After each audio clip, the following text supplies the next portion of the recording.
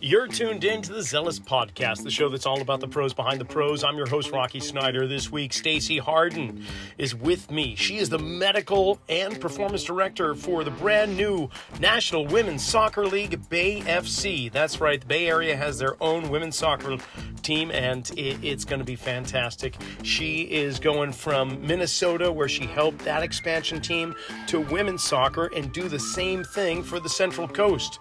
Now, before we get underway, if you're looking for continuing education, you can go to my website. There is online courses and there's a calendar of events coming up. But, this week we actually will be in Providence, Rhode Island at the 3-day functional summit for Perform Better. I've got a couple of things I'll be presenting there in a lecture and hands-on.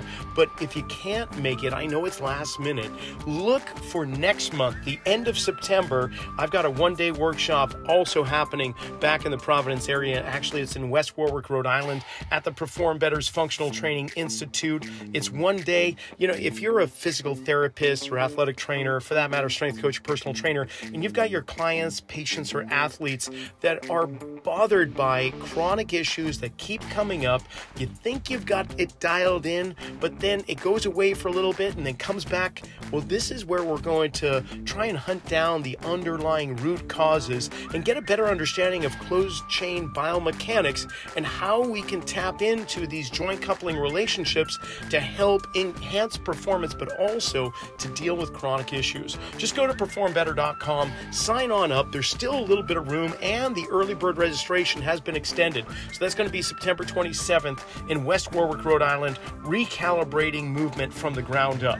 Now, I just finished my Master's of Science with Setanta College in Sports Injury and Return to Performance Management.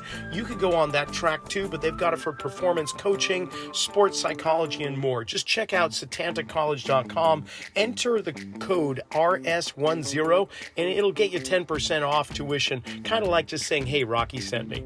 Meanwhile, follow us on Instagram at Rocky_Snyder and click that damn subscribe button. I know you've been listening for a while now and you still haven't punched it. So do yourself a favor, tell 2 friends about the podcast and click that subscribe button. Enjoy the show. Stacey, I love the fact that you're right in my backyard, and I should actually have driven up to the Bay Area so we could have a face-to-face and record this in person, but maybe another time we'll do that. But first of all, thanks for coming on, Zelos. Oh, no, likewise. I was thinking I should have gone down to the beach, down to Santa Cruz today. Been really excited to meet you. I've heard about your work for a number of years, so thank you for having me on. Oh, it's truly my pleasure. So, how about this? Give me the lowdown. Like, we're both Quakes fans, first of all. You growing up in the Bay Area, starting out in maybe I would say the 90s. We're probably going to the same games. But from there, how did you land the gig at Bay FC and the circuitous route, I guess, through school and all that? Give us the lowdown.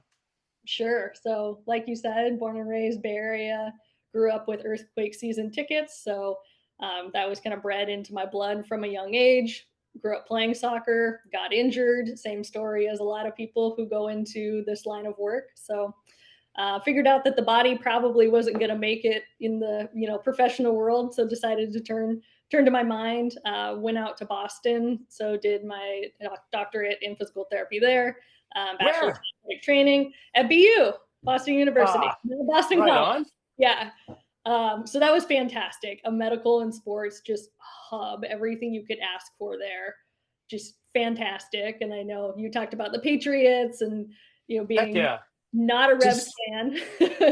No. They're good and all that, but my heart's with the Quakes. So did you hang out with Mike Boyle and at his facility there, or was he around at that time we were going to school? Yeah, so they won the national championship in 2009. So I was actually their student athletic trainer. Right on. Yeah, so I had some pretty cool hockey experience. And, although soccer was born and bred into me, hockey's really cool. Like, I really like hockey. Excellent. It's, like all the really cool free flowing parts of soccer and like that creativity piece with like a little bit more, action and just some of those other parts of sports that are exciting too. So hockey was great there. Obviously there's a lacrosse community, which is different. Lacrosse Huge. wasn't big out here at all. I No. had no lacrosse exposure growing up, and then I knew American football probably wasn't for me, and so BU didn't have that. So I was like, all right, I'm surrounded by all these incredible schools around here that do. But yeah, it was an incredible. I ended up being there 9 years, so I did all my schooling, and then stayed on as a staff member, part adjunct faculty, part working with the student athletes, and that was so cool. Like just a dream first job. Right on. Okay. Bay Area, going to Boston and being there for those years. I recall there being some really nasty winters at that time. There was a few Yeah. years my family would, it was like there was a blizzard every other weekend through January and February. And one of those years, I can't remember which one it was, but how was that? Just out of curiosity, how was winter in New England for you? Yeah, that's a great question. And I remember the 128-inch winter. I was I was I was supposed to be training for a marathon. And you notice I say supposed to be because the marathon never happened that year. Obviously, the Boston Marathon is huge. BU, their medical community, has a big presence there. It was something we did as a staff, big volunteer event. So I was finally excited to run it. And yeah, the indoor training with no ability to get outside are very limited. It didn't go well from a training perspective, but um, it definitely brought us together as a staff because we would have a lot of folks who were commuting in and they just couldn't get in. So we came together and said, like, I lived close to campus. I walked in and it was like, great, I'll cover this until they plow the roads because that's what we're doing. We're a team and that's how we're going to figure out how to make this work. So it was a really, really unique experience with all that snow.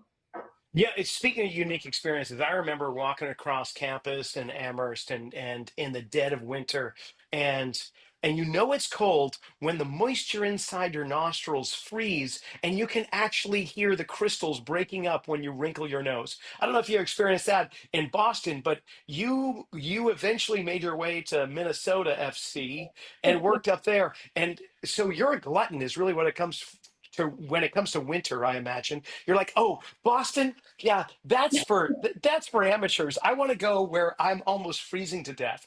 So take me to Minnesota." Yeah, that was exactly my thought.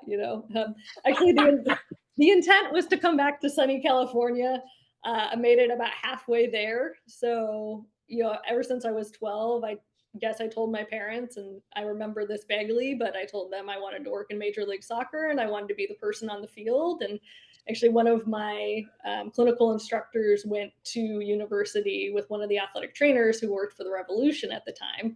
So I got it's such a small world. So I got looped in through him. He was going out to Minnesota to be part of their expansion.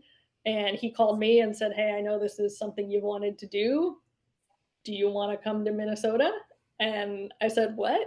Where? I've never been there, huh?"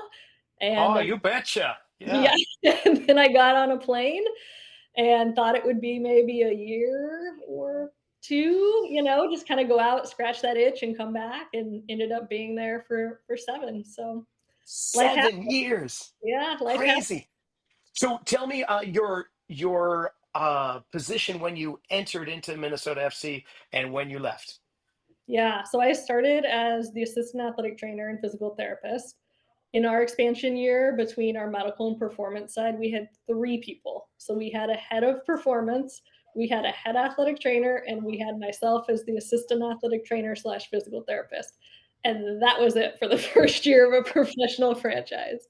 I have a feeling there were a lot more slashes, slash physical therapist, slash this, slash that. I mean, only 3 people handling it all.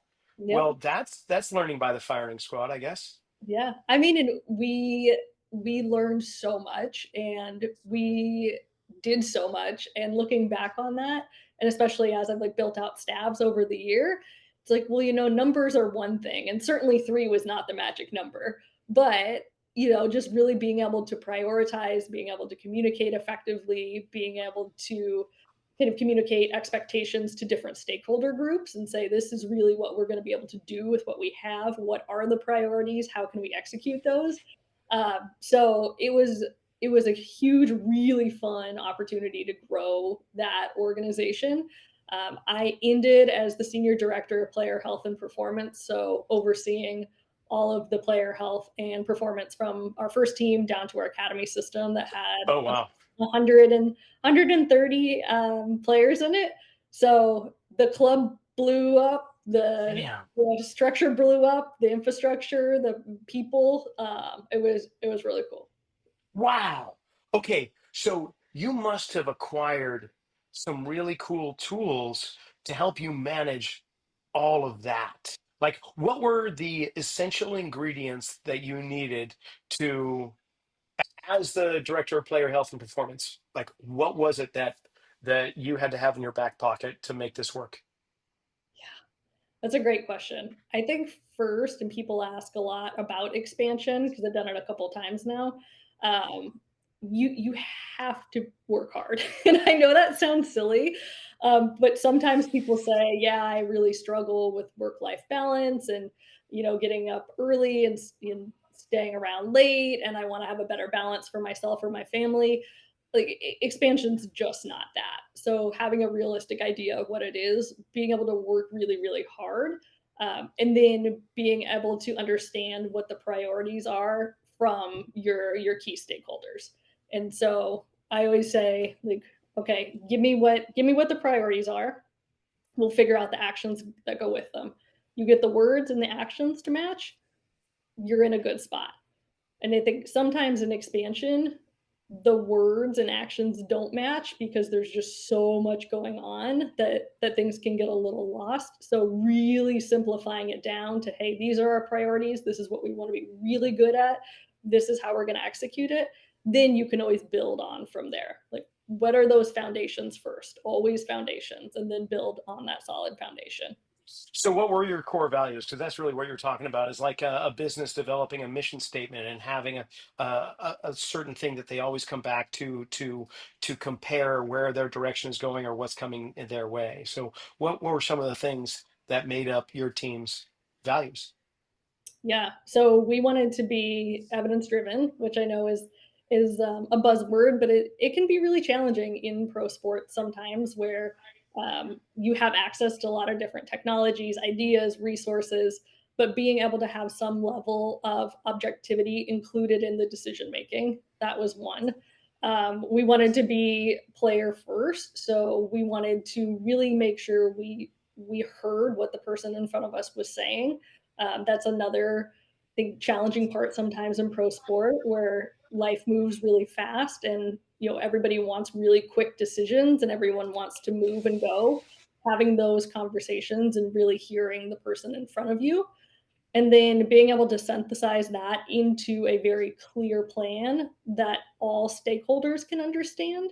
I think those three things together were what we always tried to point back to say, like, okay, is there a rationale behind this? Is there some sort of evidence or theoretical component to this? Is the person on board with this plan? And has this been communicated to everybody else? And I think if you get those three down, then you can move along. And then if you need to deviate from the plan, at least you're like, hey, here's the plan before, not this was the plan. Now we're deviating. Now we have this other, hiccup that we need to address. You talked about stakeholders, and so putting the coaching, like the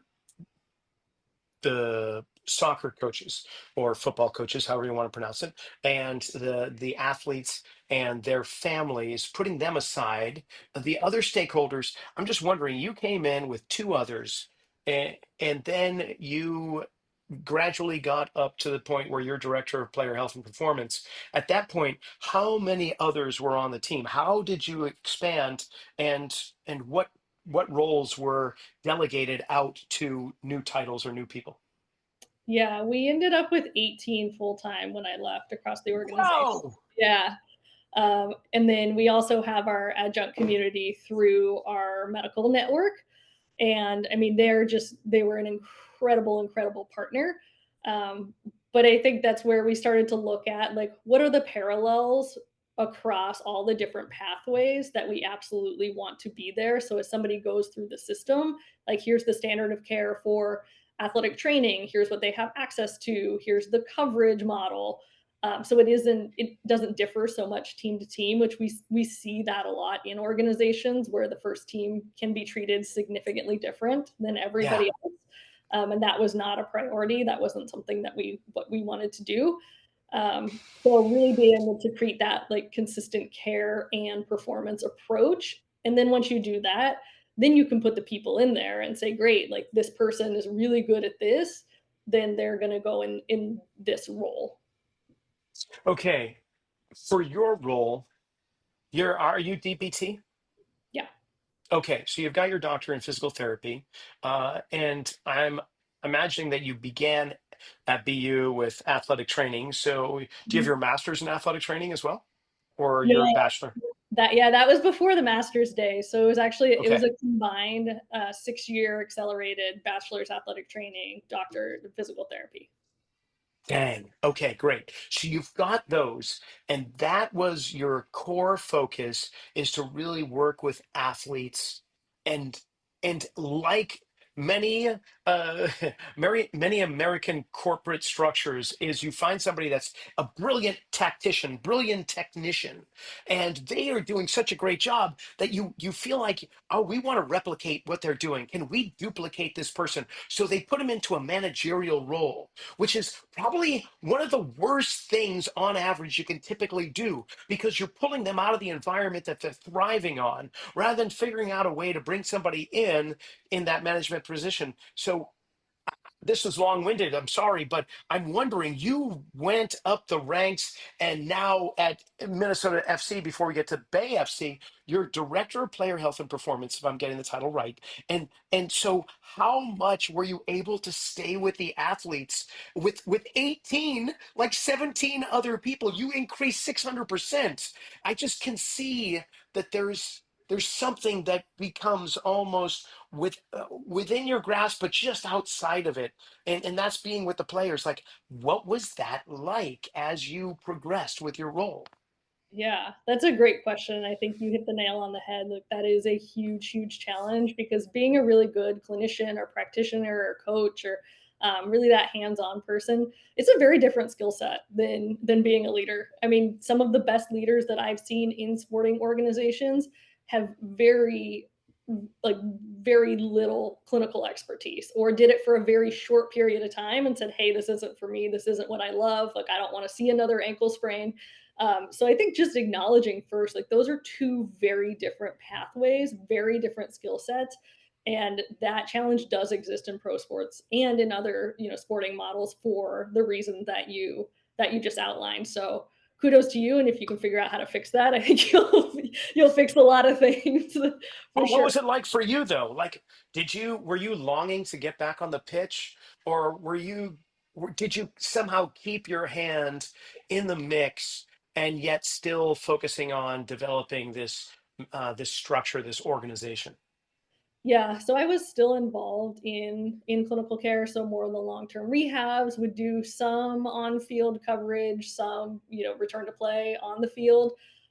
So really trying to look at the whole structure and all of the people that we have and saying like, hey, this person is a really good athletic trainer. They are great at emergency care, at acute response management, great. They are the person who is 100% of the time covering training, no problem. So figuring out within the system who you have who's really good at those separate areas, which allows you to free up a little bit more of your time. But speaking honestly, that's been one of my biggest personal struggles is saying like, do I really want to remove from what I love doing? And that ultimately is, when that player gets back on the field and they score that first goal or they make that first hard tackle and they come out after the game and run out and they're like, that was awesome, I feel so good, or that was awesome and I like feel okay, and that's okay too, things will keep getting better. Those are the whys. And so that has, for myself, and I know a number of my colleagues in similar positions, been something that you wrestle with is how can you still feel that and be part of that while also learning how to do a new job, learning a new set of skills. A lot of it, which is people facing, and so it requires a lot more time than just, hey, I'm going to sit here and make this program or rehab plan. It takes a lot more conversations and face to face interactions than maybe you've previously done. Sure. Okay, we're going to move forward and take me to Bay FC. How did it come about that with this expansion team, brand new team, everyone's excited around here to have NWSL right here in the Bay Area? But how did it come about that you're there? Yeah.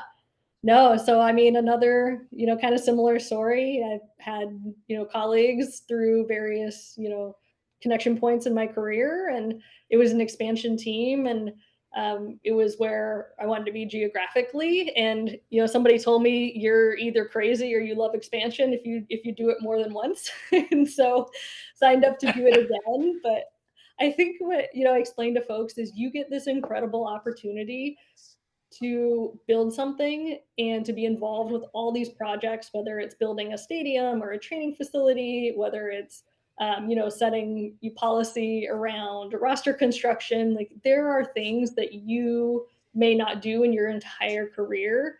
If you work for established clubs, you may not do them for your entire career. If you're part of an expansion group, you're going to do a lot of things that you've never done before. So it's really being open to that idea of, hey, I'm going to try something. Again, we're going to go back to what are kind of our North Stars or our priorities, and how can we make sure those actions align with the words. And then you keep going. You keep going, and the puzzle pieces start coming together, and then you have a product on the field, and you keep tweaking it. Okay, well, give me one example of one of those surprise things that you didn't know you were going to be doing when you got there. But hey, here we are. I guess I'm doing this.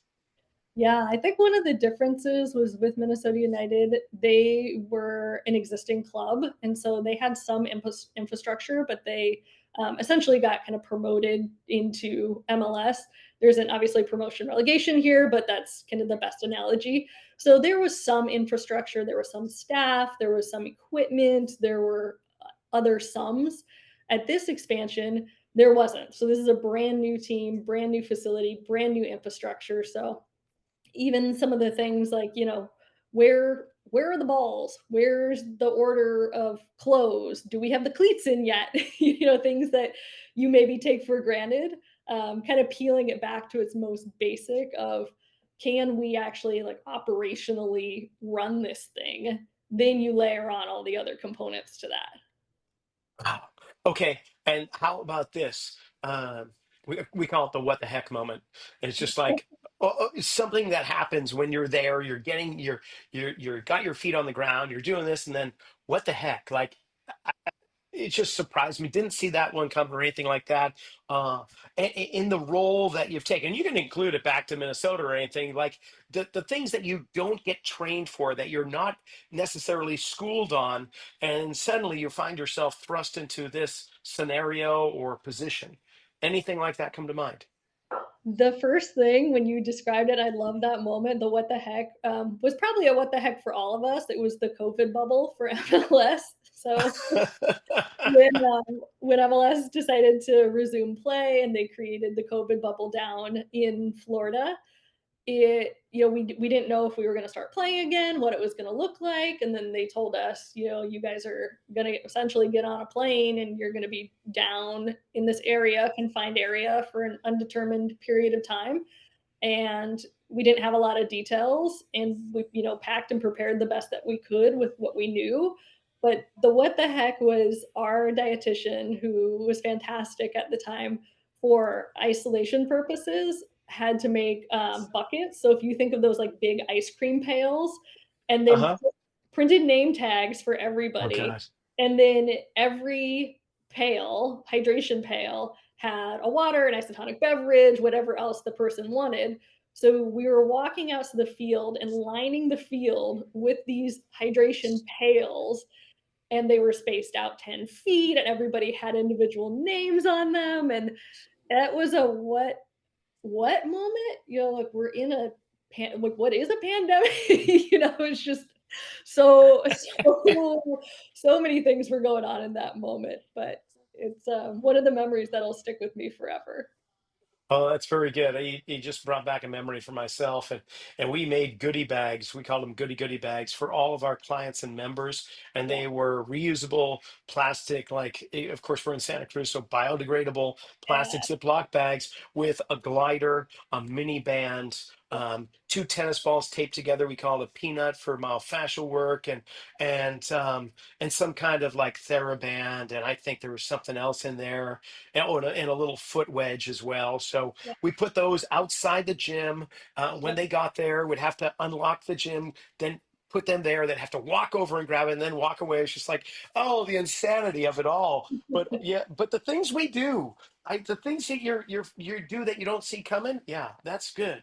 Tell me this. Answer me this, Batwoman. Your favorite injury. Like, not that you want anybody to get Oh, injured, but the thing that gets you just going, oh, this is cool. Like, I've got lower compartment syndrome, or I've got an inversion sprain, or I've got like herniated L1. Like, what is it? okay. It's funny because everybody who knows me knows this answer. I love a complex hip injury. So I love if somebody, they go in, they have a nice labral repair with chondroplasty, and then you add a little bit of core muscle repair on top of that. Like, that's the best because it's so complex, but with really good strength and movement, it's completely fixable. People have really good outcomes and it doesn't take that long. We're talking like 4 to 6 months.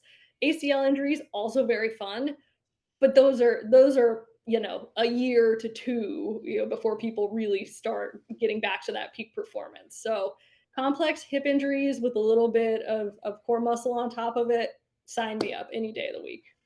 Okay, so let's dive in there. We're totally going to geek out on complex Yeah. hip injuries.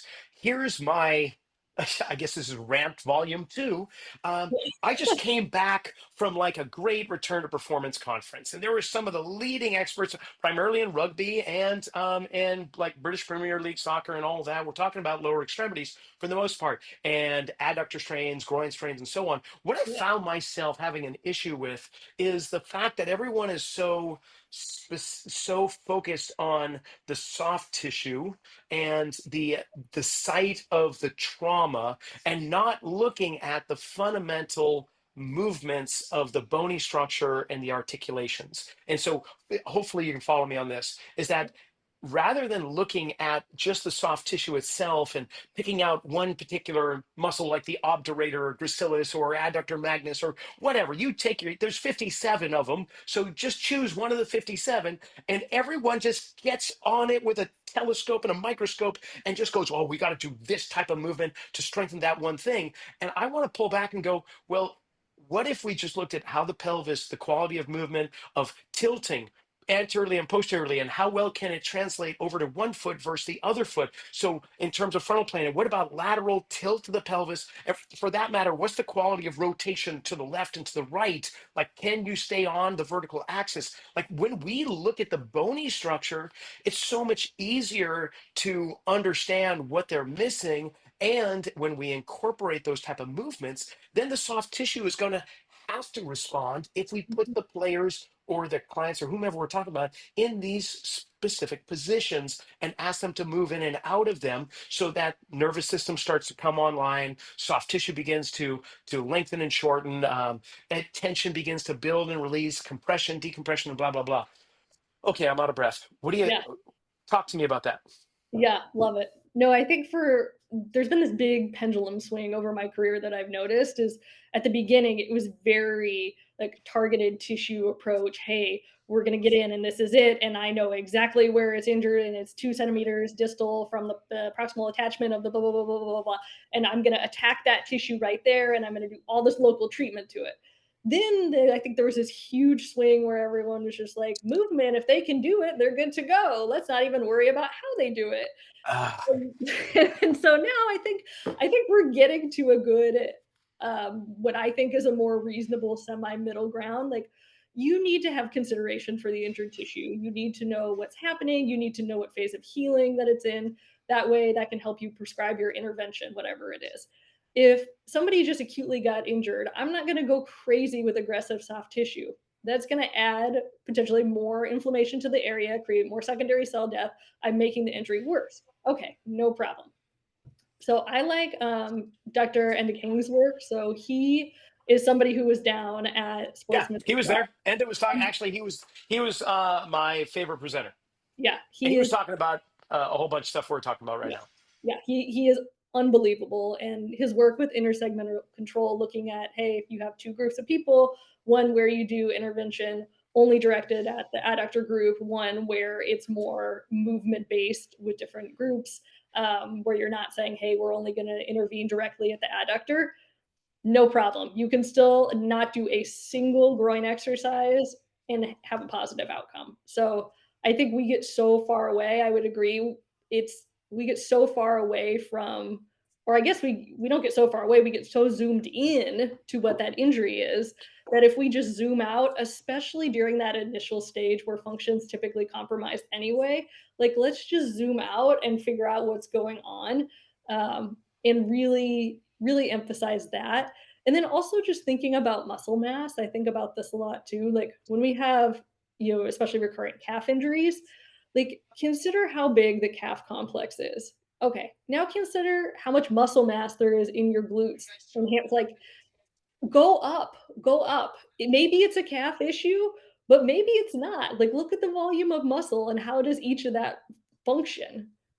So Totally. I think No, about and you brought up something earlier in the conversation. You just mentioned inversion sprain. I think that one of the things that is missing also when we look at the rehab to return to performance spectrum is really getting a deeper sense of previous injuries that could very well create compensatory movement patterns or altered patterns that will therefore create strain in other seemingly non-related areas, even though it's all integrated. So that issue within the complex hip injury could very well have been triggered by 6 years ago massive inversion sprain that wasn't fully rehabilitated because no everyone, it's so common that it's just like tape them up, let them go, as long as it's not swelling and there's no discoloration, they can load it, get them back on the pitch, let's go. But what it. they don't realize is the patterns that develop after that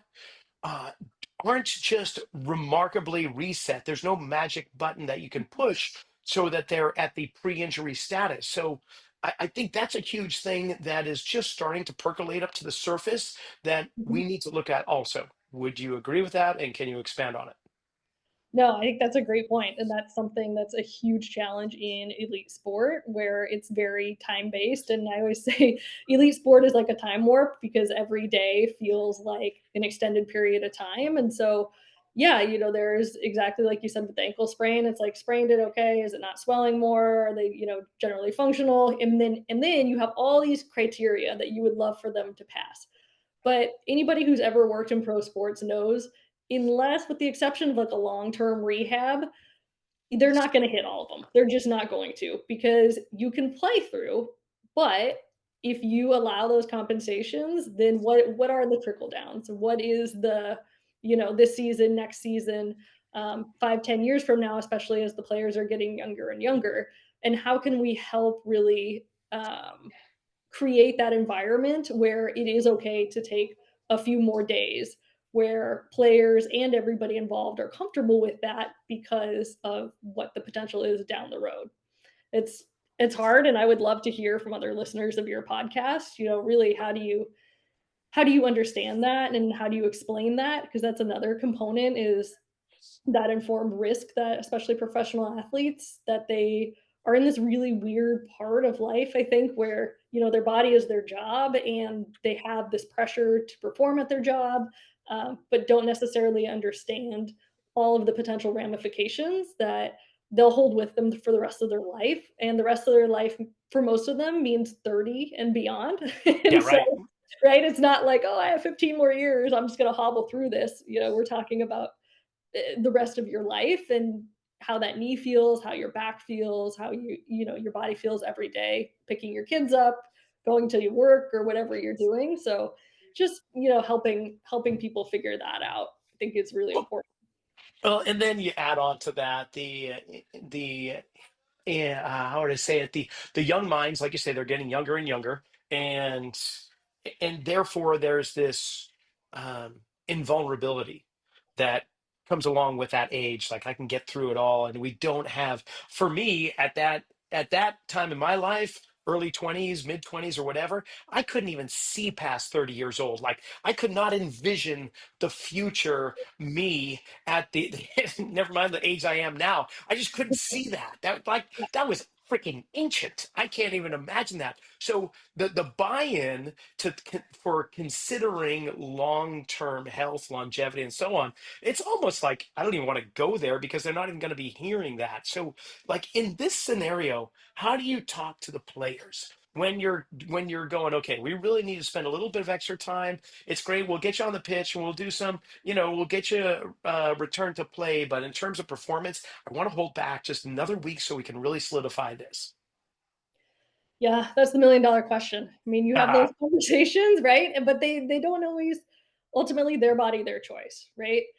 Yeah. And that's what it is sometimes for the reasons that you mentioned. The pressures of performing their job, the lack of ability to see further down the road. The I think a lot of it's been normalized too, where they're like, I'm a soccer player. Of course, I've sprained my ankle 9 times. Of course, I can roll my ankle right now and have my bone touch the ground. Like, there's been a lot of normalization of things. So, really, just continuing to educate, I think, is the best that we can do. And then continue to support and continue to have some objective measures. That's especially, I think, where athletes grab on is that, they're score based people. They're, feeling based people, but score based people also. So if they're like, oh, my ankle's sore, then you're like, great, here's a needle wall. Great, you're 7 centimeters on this side and 12 on your other side, and let's get that score up. Then you can kind of talk the same language, but it's tough, and I don't have a great answer to that because there's these inherent conflicts in what they're being asked to do and what our body's capable of doing and the potential long-term outcomes. So it's a tough equation. No, I'm sure. And it's individual based. So you're not going to have one cookie cutter way of doing this, of course. But you mentioned objective measurements. And so, and you also mentioned ENDA.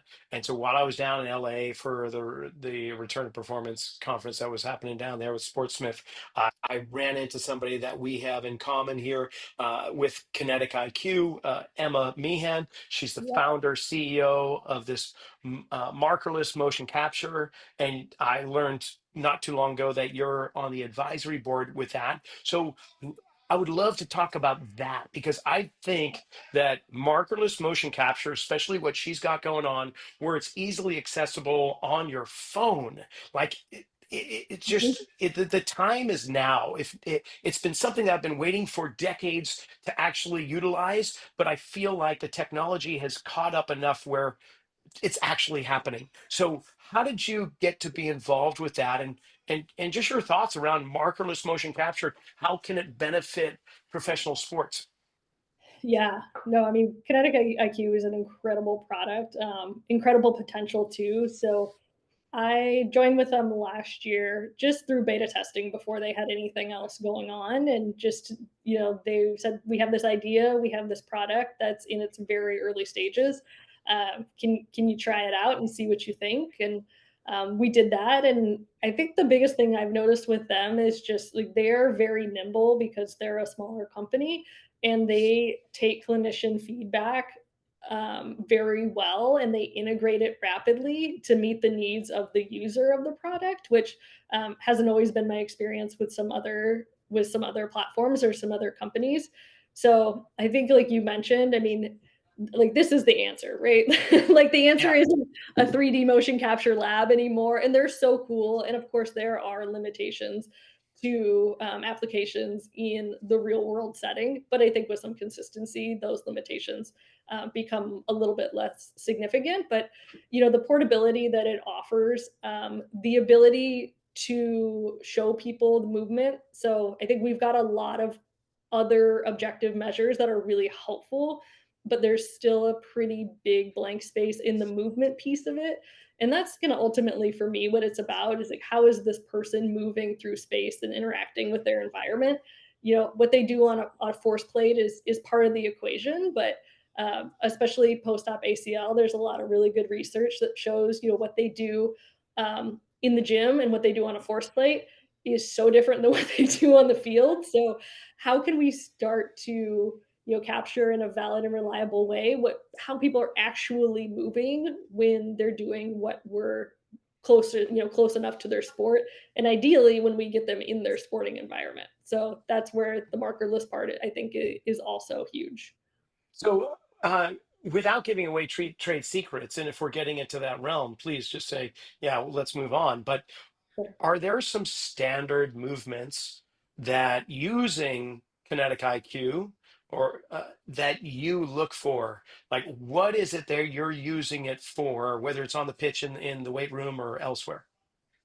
Yeah, I think when we consider what do we use to evaluate athletes, we obviously try to consider what our goal is. So, are we looking at it from a movement screening standpoint for injury risk mitigation? Are we looking at it from a recovery standpoint? So, they did this big game. We have their pre-exertion activity numbers, and then post, and then are they getting back to those baselines? So, I think for anybody who would use it, that would be the first thing I would encourage you to do is say, you're like, what is my goal for using this piece of technology, and any piece of technology, to be fair? Like, Sure. like there are so many cool ones, and a lot of them, like the sales is awesome and they're flashy and you're like, this is amazing, I want it. And then you get it and you're like, wait, I actually don't know how I'm going to integrate this. So that would be the first piece, is the why. And then the second piece, we looked at what are the biggest time loss injuries across the different professional male and professional female soccer, and that's coming from the UEFA Elite Club studies. That's free access research that you can pull up on PubMed. But really looking at dorsiflexion range of motion that need a wall, and then a Thomas test or a modified Thomas test, and then potentially looking at some internal external rotation. Not totally sold on that one yet, but the dorsiflexion and the modified Thomas, from what the app and what the product is able to do now reliably, is a good starting point for what I've used it for. Okay, yeah, dorsiflexion, got it. Thomas test, open chain, but still, if they can't achieve that range of motion with their leg off the ground, how are they going to do it with their foot on the floor? But what Yeah. about internal, external rotation? Like, is that a closed chain where they're standing and just having them turn to the left and to the right, or is this where they've got their leg off the ground or they're seated? How do you do that?